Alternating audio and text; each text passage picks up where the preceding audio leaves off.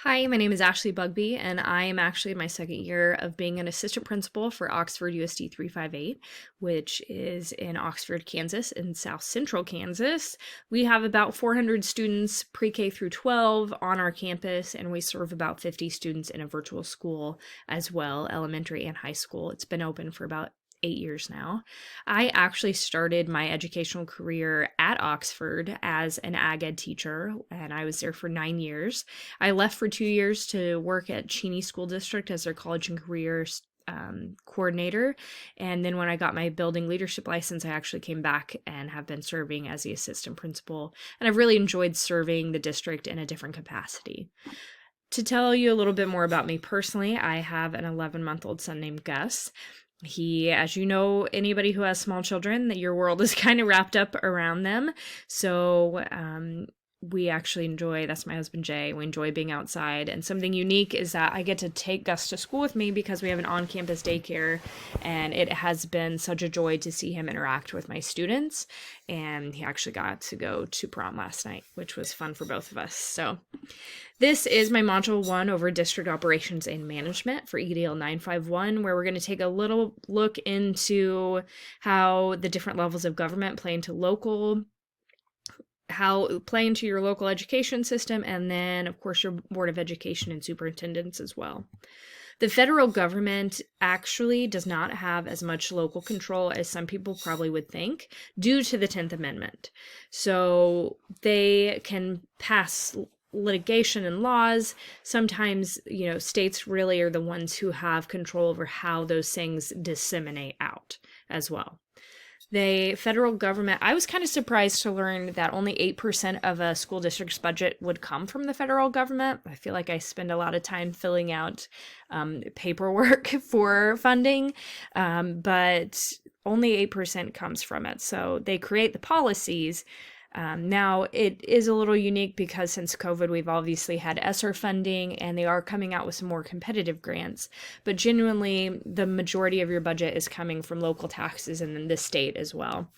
So they also, in the 1860s, when the United States Department of Education was developed, one of their main goals was to collect data and research so that we can identify problems, and we can also share strengths and weaknesses across the country, because overall they really want to promote global competitiveness when it comes to our education systems.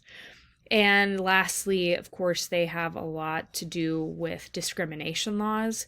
So when you look into FERPA, Disabilities Act, ESSA, and of course the Civil Rights Act that desegregated schools, that is something that the federal government has probably one of the biggest hands when it comes to laws and litigations when it comes to schools, because they want to provide the quality of education for all. And really the 14th Amendment, when it's talking about equal protection, that's where a lot of that comes into play as well. Looking into the state government, this is where a lot more of our local control comes into it. States are a lot more autonomous in decision making. And normally, like with Kansas, we have a state board of education that's either that appoints a commissioner, and that commissioner serves them. And the state Board of Education actually works with the Department of Education, which then works with State House of Representatives and legislatures when it comes to passing laws and working with budgets and stuff like that.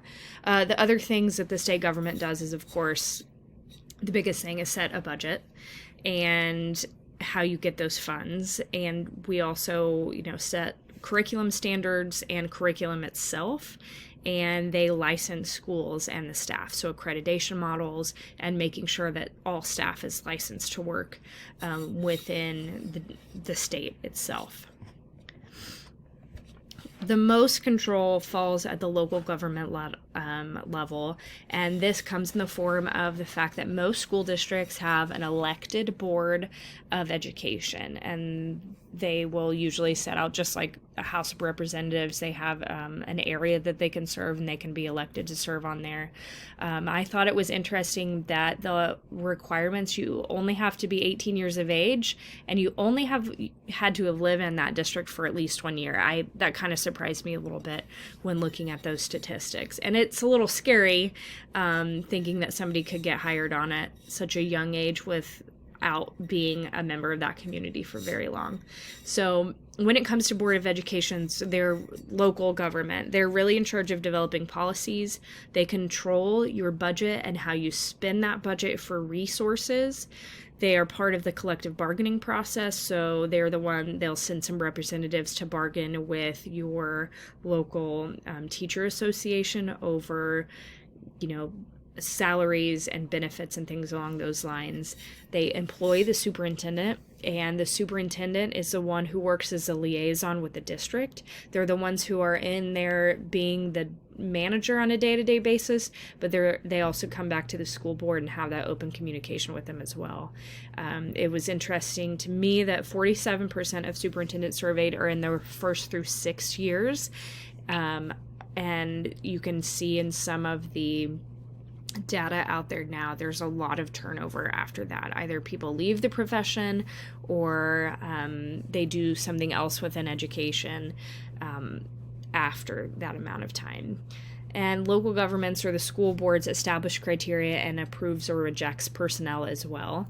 So the superintendent has a lot of power when it comes to hiring people, but they work with the superintendent to set goals and decide how they want to pursue hiring people. So maybe they're the ones that decide if they want to hire an extra. I guess on my school district, we're so small that a big thing would be, are we going to have enough enrollment next year that we need to have 2 fourth grades instead of 1? So they're the ones that help look into it and make that decision as well. When I think of the current Board of Education that I work with, they are very conscientious of looking at the budget when it pertains to all of these bullet points. And I don't want to say that they're just a money entity. That's not what it is, because they look at data, they're very active, they look at needs assessments, but they really take into account of how can we use the budget that we have to adequately meet all of these things, while also making sure that we can, provide for the future years as well. So I am really lucky to work with a board who absolutely does this first bullet point of promoting the success and well-being of students and adults. Time and time again, I have watched them look at data, and not just look at data, but genuinely look at the data when it comes to state assessments, when it comes to absenteeism, when it comes to our school and class sizes. They have really poured a lot of time into collective bargaining and being able to provide a more competitive salary schedule to attract and retain quality teachers. So I feel very lucky to work with them, because especially when you read through some of these resources or you look at some of the media that's out there right now, a lot of boards unfortunately are dealing with a lot of things that are controversial, or sometimes a board member is elected because they had one item that they wanted to be elected for, and unfortunately they don't genuinely have the success and well-being of students at the forefront. But I truly believe that everybody that I'm able to work with in our Board of Education does, even though they might not all agree all of the time, which I don't think is necessary. They do a really good job of trying to meet the needs of our students and staff. Communication wise, our board, each board member at one point or another has brought something to the table, like a community member has come to them and voiced a concern or an idea. And so they are really kind of the way to get our policies and our initiatives out into the community so that they can communicate those and build understanding. And then vice versa, our community, because they're elected officials, should feel comfortable coming to them to bring ideas and issues to the forefront. Evaluating technology, I feel like this is something our board does a great job of providing technology and technology resources. However, I think accepted or developed a one-to-one initiative with iPads years ago, and we have maintained it. We maintain it every year well, but I think we need to really get back to evaluating technology and the intentional usage of it and how we want to continue with it.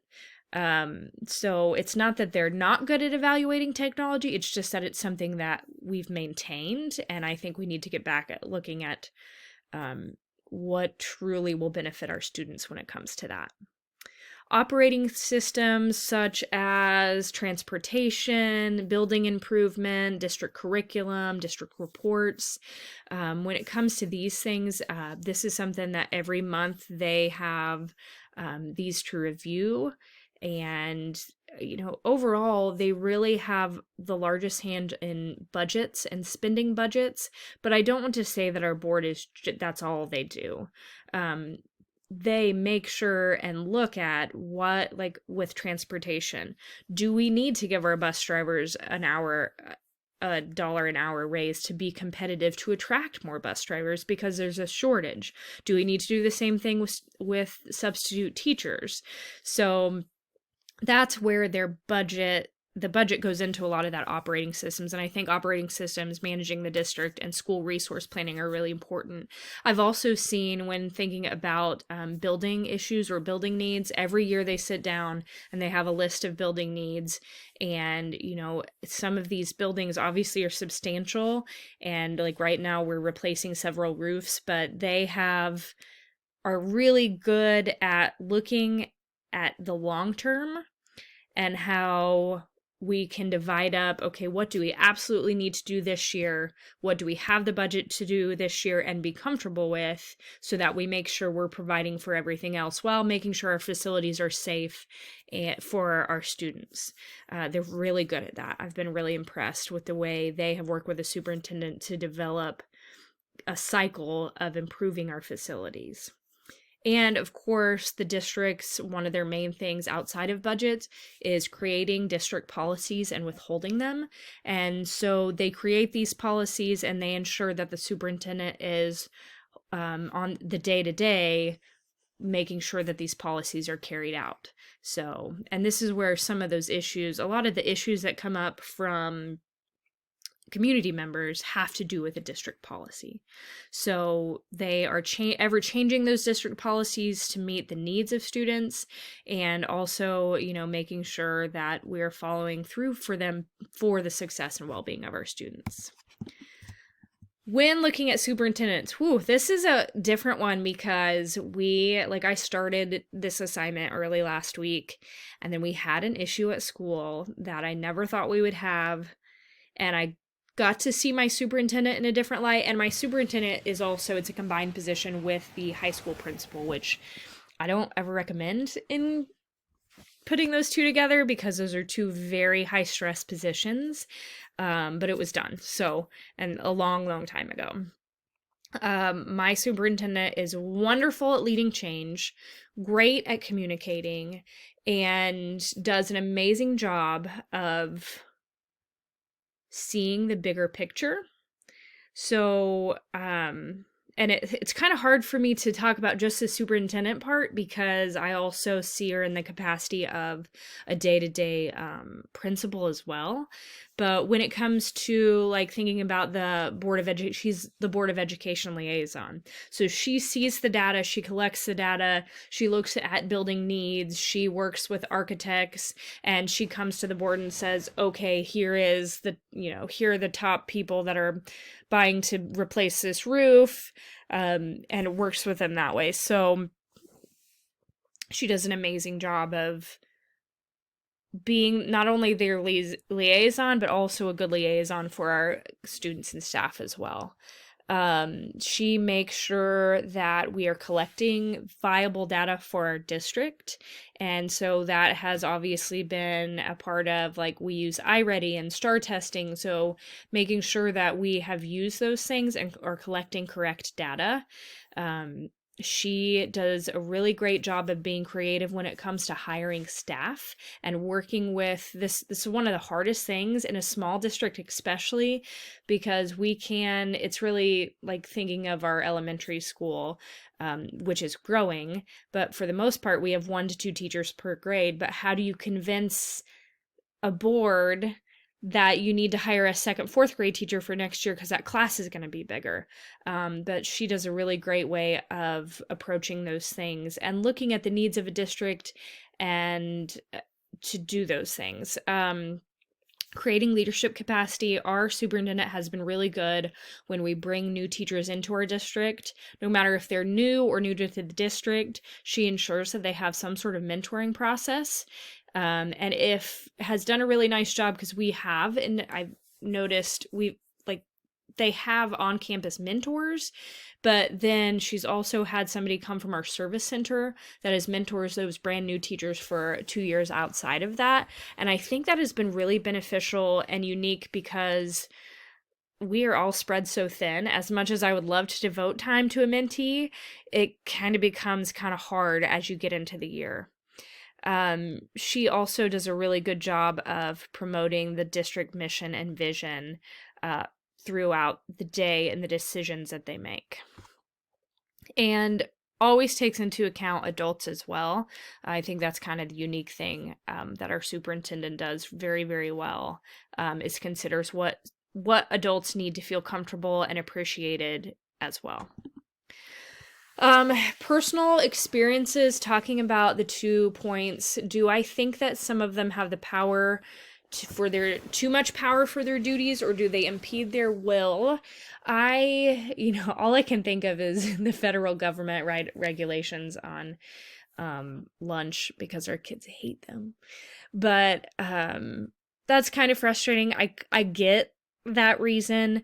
It is also kind of scary to read through some of the board briefs of what some of the new legislation could mean for schools if it passed, such as some of the private school voucher things that are out there right now. So it is a little scary. I do think that maybe the state has a little bit too much power, and it's scary to me that there are lobbyists and there are private interest groups that are out there that are driving a lot of these decisions. Unfortunately, sometimes we don't have a whole lot of say in how that turns out. I do think we have a really good state board of education that helps these things disseminate out, hopefully in an okay way as well. Although there has been times where it feels like at the state level, when you talk about impeding your will on others, that it's just, at the beginning of every year, it's like, oh my gosh, we have to do what now?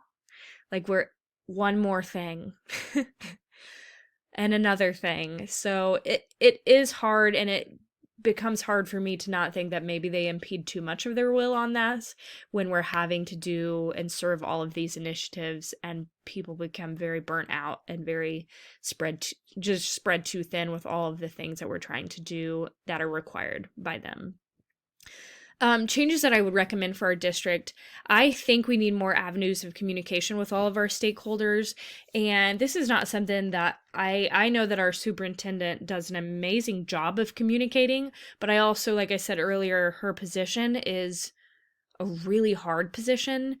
And when you talk about being stretched too thin, that she's the ultimate. So something that I've kind of thought, becoming an assistant principal and maybe eventually working at a district level, making sure that we communicate with all of our stakeholders in multiple ways. And that would, it's not just a weekly newsletter. It's not just the fact that we have a calendar on our website. How are we making sure, something I've read that we've had 4 avenues, I think it's KPERC has out there, that you should have at least 4 avenues of communicating with families. And I also, something that I've seen before, our school board members are great, but do they, I think we should institute the fact that maybe try to have them come and be there for half a day or a full day of school and get to tour and sit through classes. I think that's just something that can open eyes and build more understanding of things that we could need, and really see we have amazing teachers and amazing students. And I think that they need to take the time to see that in person. So that's something that I would recommend as well. As earlier I talked about, I think we need to work more on how we evaluate technology on a year-to-year basis. Thinking about standard correlation, relevancy, and reflection. So correlation, I think that when we're developing and implementing district operating systems to support the mission and vision, this assignment has really helped me look at how you need to approach that, and that our local working with our Board of Education is really important, and opening lines of communications with them, and also being able to provide them with a way to look at things in a cycle, I think is really important because of budgets. They need to know that that kind of goes into resource planning and physical planning. Being able to look at our buildings and our facility and our technology needs in cycles instead of, if we need to replace HVAC units, can we do 2 or 3 per year for several years instead of just biting off a big chunk? And in turn, that can help us make sure that we are increasing our base salary so we can attract better teachers. And that goes right into the hiring and retaining staff. Ranking of personal importance: first, communication; second, management; third, operating systems; and fourth, technology. I think that communication is absolutely important. If you don't have it, you don't have understanding, and not having understanding creates a lot of issues. Management goes right up there, and I think all these work really in tandem with each other, but you have to have a manager that can then make all of these things make sense together. Operating systems, the manager is able to provide data for the operating systems and how you want to utilize that operating systems and technology within a district level. This is relevant to my current learning because I think it is important that you define roles. So a superintendent and a board need to work together to understand their specific roles and how those managements are different. And I think it's also important to be involved and knowledgeable in legislation. That's something that I know that I need to work on personally. I do not enjoy talking about politics, but that is a big thing when it comes into being a district superintendent. Not that you have to be a politician, but being able to understand legislation, being able to work with local legislatures and make them understand how something could or could not be beneficial to your school district is also really important as well. I think that's something from the other side. Our superintendent does a nice job of working with local legislatures. I learned when it comes to the 3 levels of government, the state really dictates how federal initiatives are conducted, and then that trickles down to us locally. And a lot of that has to do with funding and curriculum and things along those lines as well. Reflecting, I think that it is important to know that local relationships are key. So starting with your Board of Education, then going on to the state level. How is this going to affect my future decision making? I think that it is vital to keep roles clear and defined within a school district between a superintendent and the board, and to make sure and have open and constant communication. And I've seen that in the last week when we've had our major issue at school that happened. I watched my superintendent pick up the phone and call the president of the board and then call all of the members consecutively to make sure that her communication was clear and the same with all of them when discussing this issue, because it was very important that everybody understood what was happening. And working with those people to use data and evaluate that data to set collaborative priorities. And that's not only making a mission and vision, it's also, how do we support our students and staff to make sure that to meet their success and their well-being. And here are the references that I used for my assignment. Thank you.